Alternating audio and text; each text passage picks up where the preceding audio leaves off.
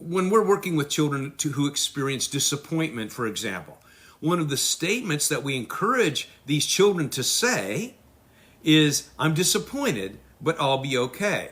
That's because there's this statement of God's grace that works in our lives all the time. I'm disappointed, but I'll be okay. I was preaching a sermon in my church about this recently, and I was describing disappointment and how I teach that to children, that children need to say, I'm disappointed, but I'll be okay.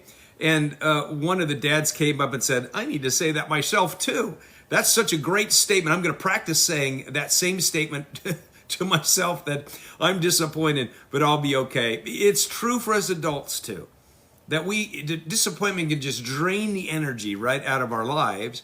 And when we come to children and we're trying to help them, we must give them a different kind of plan. In one family, this boy would get upset all the time when he got a no answer. And he was 6 years old, and I was actually working with him in my office. And as we worked together, I said to him, do you have a plan now? And he said, yes. And then I said, okay, turn to your parents there, because I always work with children with their parents in the room, because I believe parents are the best counselors for their children if they have a good plan. So I said, turn to your mom and dad and say, you can tell me no more often this week. And the boy says this, he says, and they'll just be kidding, right? I said, nope, this is the real deal. They're going to say no to you so you can go into the workshop of your heart and you can practice responding well to that no answer. He goes, oh. I think it's just one of those things that children need to experience more often. And so we do. We're going to say to them, I'm just going to tell you, I'm going to say no to you more often. In fact, a child comes and asks for a question. Oh, you're asking me a question? I want you to know that in this question that you're asking me, I might say yes and I might say no.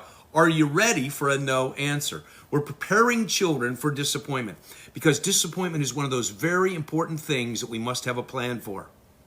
All people, I'm dealing with children now, but all people must have a plan for dealing with disappointment in their lives. It's strategic for children to have a plan for addressing these things, and we want to help them to be able to experience their emotions